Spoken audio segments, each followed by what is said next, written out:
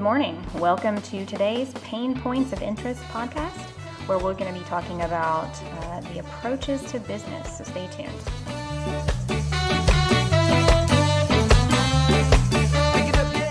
All right. So Mike, I think some of our listeners may not know exactly what we mean when we say approach to business or anything along those lines.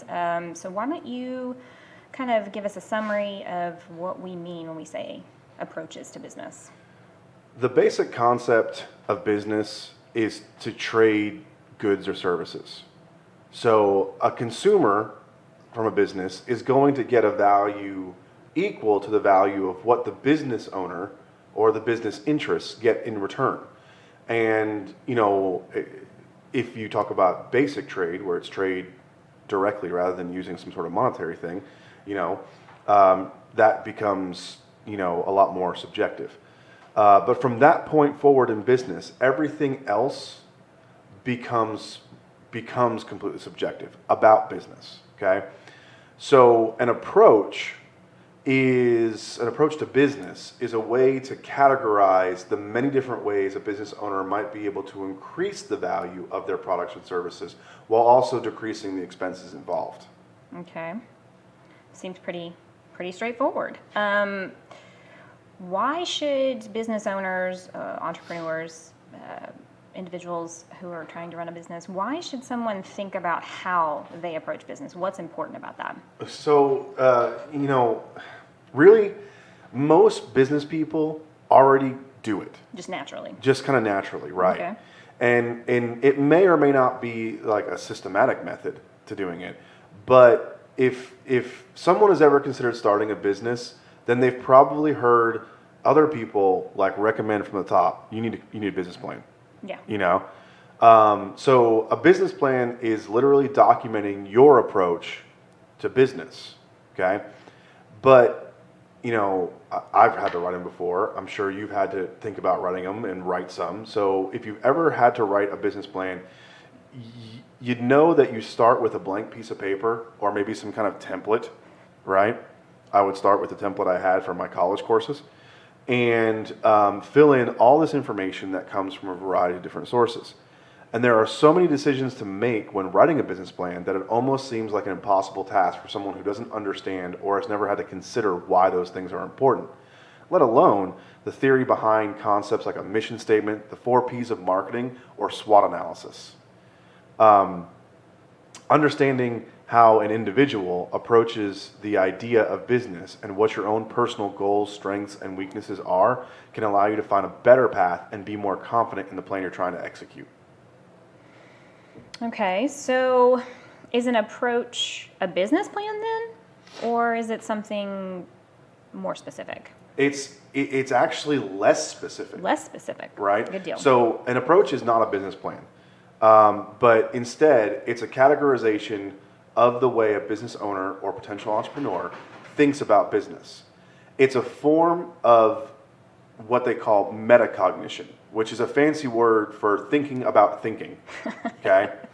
And in this case, one is thinking about how one thinks about business. So in doing this and having this almost philosophical approach, this philosophical idea about business, okay, we can develop really good questions and answers for things like, what part of the business am I most in tune with? Or am I more proactive or reactive? And how do I capitalize on that in my business? Or even something like, am I a risk tolerant person or am I risk averse? And how does that impact the way I'll run this business?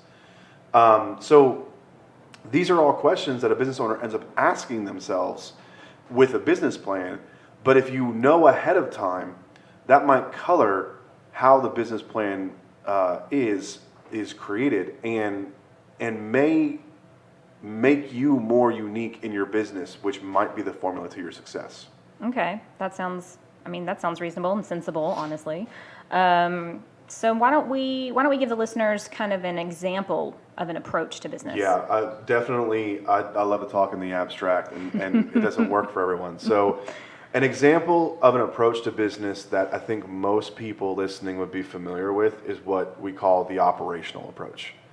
86% of the businesses in the United States are sole proprietors who do not have any employees. 86%? 86%. That seems staggeringly high. Yeah, it's No employees whatsoever. no employees. It is the owner and Contract laborers, maybe. contract laborers, maybe, right? Okay. But it is the owner and his family, perhaps, you know, Yes. or close friends who are just doing them favors. Yeah. You know, so based on that statistic alone, it should come as no surprise that most business owners in the United States will find themselves somewhere within the operational category. Yeah.